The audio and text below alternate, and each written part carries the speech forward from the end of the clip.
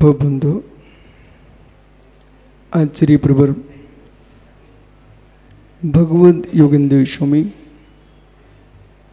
ग्रंथराज परमात्म प्रकाशी में ध्रुव ज्ञायक स्वामी भगवान आत्मा के सहज रूप का व्याख्यान कर रहे हैं। जगती पर परम उपाधि भूत कोई तत्व है, वह मोक्ष तत्व है। उस मोक्ष तत्व की सिद्धि के लिए एक क्रम है। अक्रम से कोई भी जीव मोक्ष को प्राप्त नहीं कर सकता। मोक्ष एक अवस्था है, मोक्ष नहीं जीव का स्वभाव। मोक्ष एक अवस्था है, मोक्ष नहीं जीव का स्वभाव। जीव का स्वभाव जो है वो ज्ञान दर्शन है। मोक्ष अवस्था वह जीव की अवस्था है जिस अवस्था के उपरांत पुनः जीव असमान जाति अवस्था को प्राप्त नहीं होता। मोक्ष एक अवस्था है। ध्यान दो मैं क्या कर रहा हूं। मोक्ष एक अवस्था है, यानी मोक्ष एक पर्याय है। और जीव द्रव्य की स्वभाव द्रव्य व्यंजन पर्याय का नाम मोक्ष है। बराबर। जीव द्रव्य की स्वभाव द्रव्य व्यंजन पर्याय का नाम मोक्ष है। जीव द्रव्य की स्वभाव द्रव्य व्यंजन पर्याय का नाम मोक्ष है। जहां पर संपूर्ण कर्मों का अभाव है, अनुपम है, अचल है। मित्र, कैसी हो जिस अवस्था को प्राप्त होने पर पुनः संसार की कोई अवस्था नहीं होती। ऐसी मोक्ष की सिद्धि के लिए जिसकी आराधना एक ऐसी पर्याय जिसकी आराधना तीर्थंकर जीव करता है, ऐसी अवस्था जिसकी आराधना हरि हर ब्रह्मा ईश्वर तीर्थंकर सब करते हैं, वह है मोक्ष अवस्था। जिसकी आराधना तीर्थंकर जैसा जीव करता हूं, और विश्व में संसार में तीर्थंकर से बड़ा कोई पद नहीं है। संसार में तीर्थंकर से बड़ा कोई पद नहीं है। ऐसा पदवीधारी जीव मोक्ष तत्व की आराधना करता है। उस मोक्ष तत्व की आराधना की जो साधना है वो क्रमिक है। ऐसी क्रम भावी पर्याय जिसके उपरांत किसी पर्याय का उद्भव नहीं होता, उसका नाम है मोक्ष पर्याय। जीव द्रव्य के स्वभाव द्रव्य व्यंजन पर्याय। तो मोक्ष को जीव का स्वभाव नहीं स्वीकार किया आपने। हाँ, हम भोला मोक्ष को जीव का स्वभाव नहीं स्वीकारते। स्वभाव त्रिकालिक होता है। स्वभाव त्रिकालिक होता है डॉक्टर साहब, इसलिए मोक्ष को जीव का स्वभाव नहीं कह पाएंगे। स्वभाव त्रिकालिक होता है। मोक्ष त्रिकालिक यदि हो गया तो संसार में मोक्ष हो जाएगा। आत्मा त्रिकालिक मुक्त नहीं है। ये जो नए दृष्टियां हैं, ये वस्तु तत्व को समझने के लिए हैं। ये नए दृष्टियां हैं। आपको मोदी जी मालूम होगा, आपके घर में पुराने काल में बोरे के अंदर का धान्य जानने के लिए एक परखी होती थी। परखी अभी भी होती होंगी। तो भरत भैया केसर पाटोदी जी एक परखी, वो परखी को ऐसे बोरे में डाला, बोरा नहीं खोलना पड़ता, दाने भर के आ जाते हैं। यही नई की दृष्टि है, बोरा नहीं खोलना पड़ता, दाने भर के आ जाते हैं। जैसे परखी के अंदर दाने भर के आ जाते हैं, ऐसे नए के माध्यम से एक विषय भर के आ जाता है। प्रमाण जो है वो भरा बोरा है, प्रमाण जो है ये भरा हुआ बोरा है, और परखी क्या है? नए। तो नए स्थानीय परखी, प्रमाण स्थानीय भरा हुआ धान्य का बोरा। तो नए क्या है? इन्होंने भैया ने कहा कि शुद्ध निश्चय से आत्मा त्रिकालिक शुद्ध है। मैं कभी मना नहीं करता, कर्मोपाधि निरपेक्ष शुद्ध व्यार्थिक नहीं नो, सर्वे संसार जीवा सिद्ध सदृक शुद्धात्मा। कर्मोपाधि निरपेक्ष शुद्ध व्यार्थिक नए से संपूर्ण जीव सिद्ध के समान शुद्धात्मा है।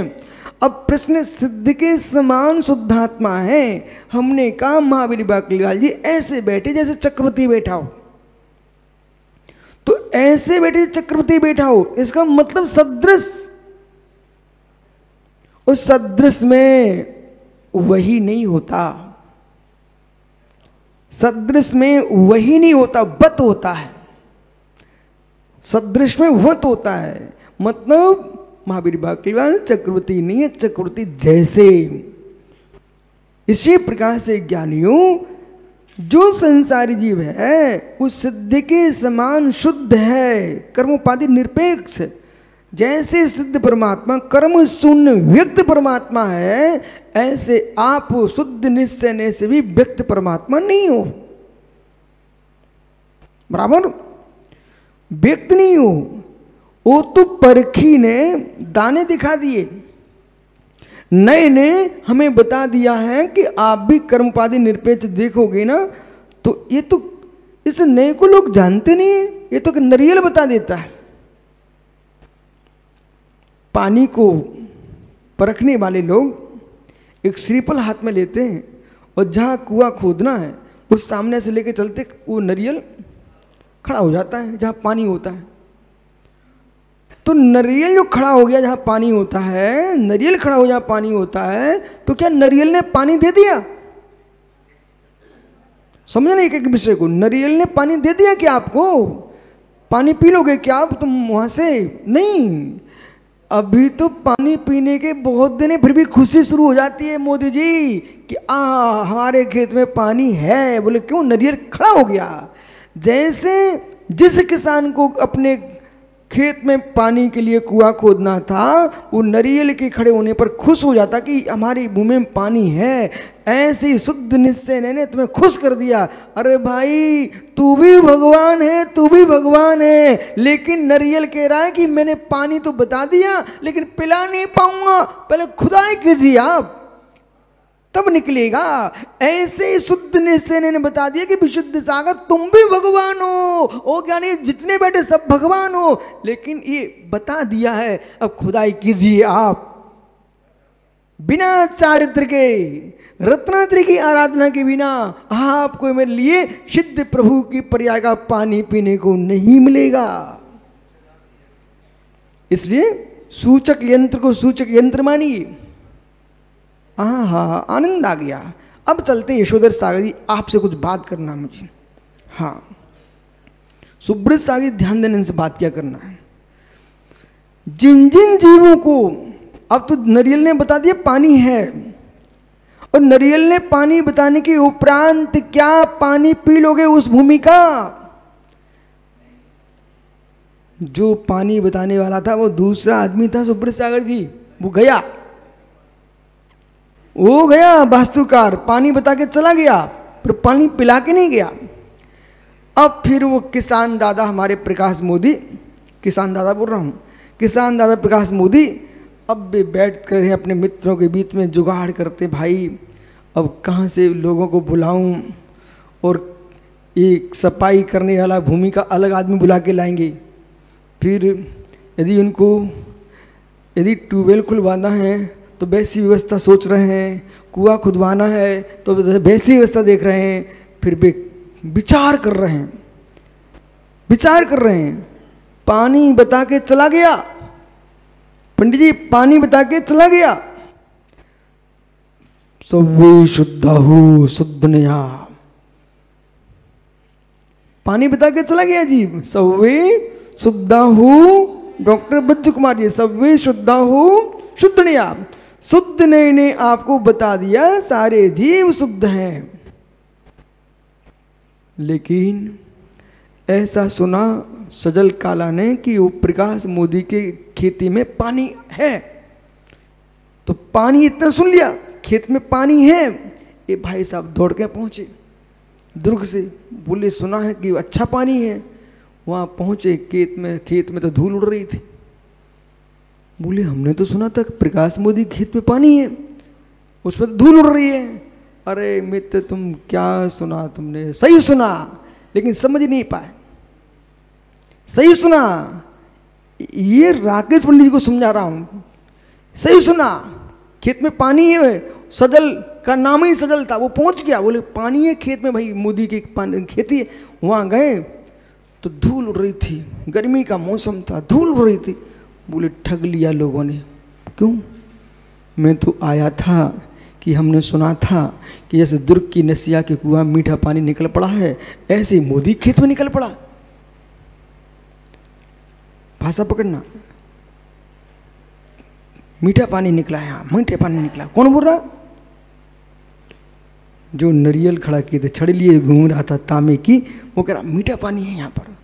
तो सब क्या बोले, मीठा पानी निकल पड़ा। अभी निकला नहीं, निकल पड़ा।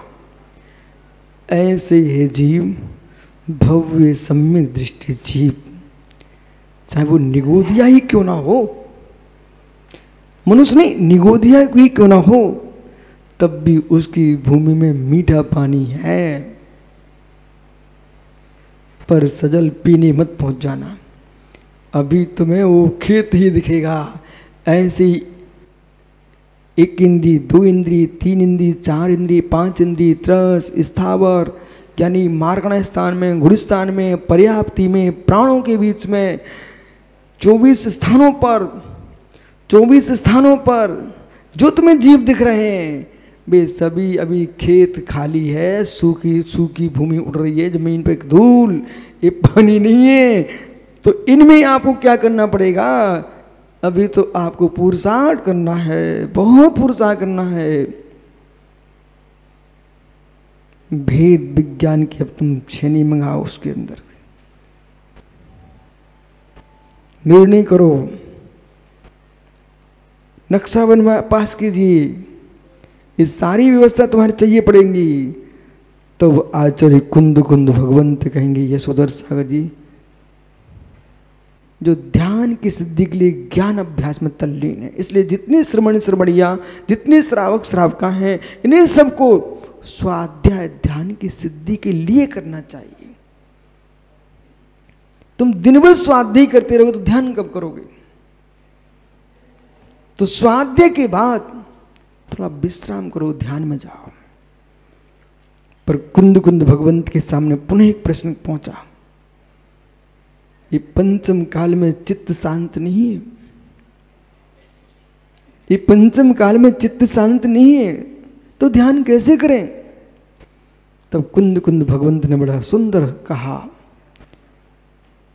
पंचम याले सज्जाओ झाणम, पंचम काल में स्वाध्यायी ध्यान है। स्वाध्याय करते रहो, जहां चित्त में स्थिरता हुई और तत्व का आनंद प्रारंभ हुआ, मित्र, वही तुम्हारा स्वाध्याय।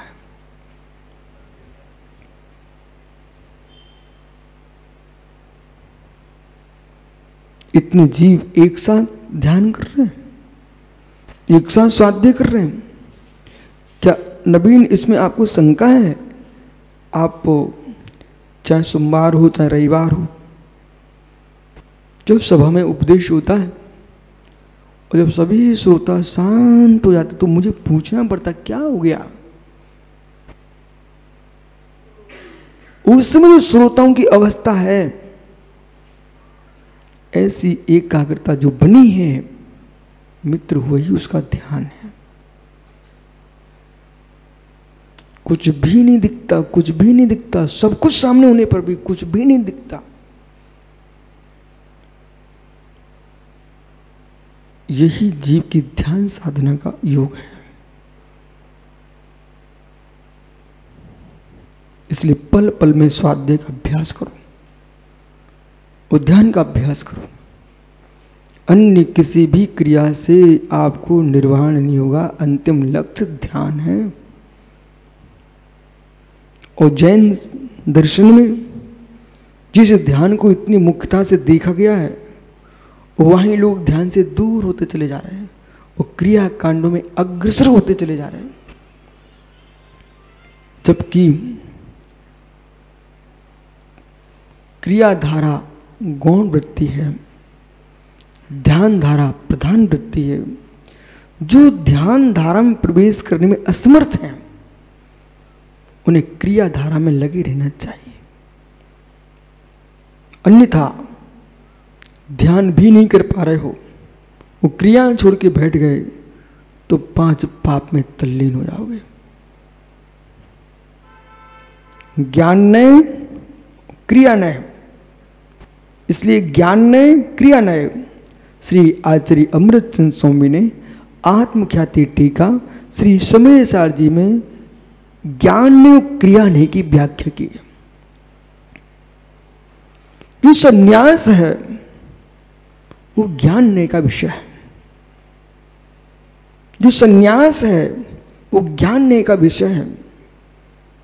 जो चारित्र है वो क्रिया नय का विषय है। सुनोगे क्या आप लोग?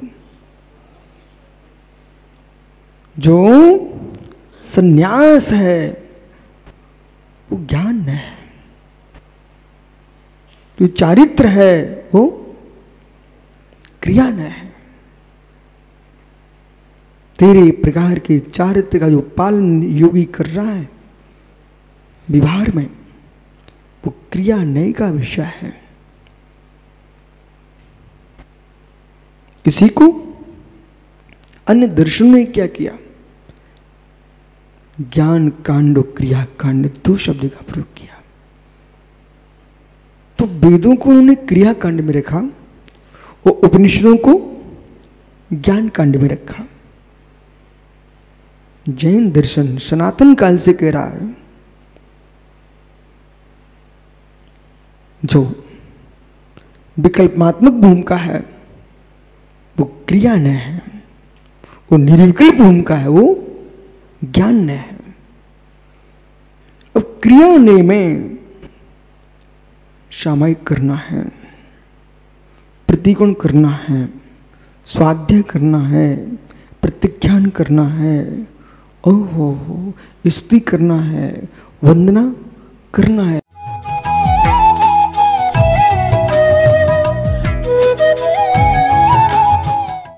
उत्तर प्रदेश के जिला बरेली की पावन भूमि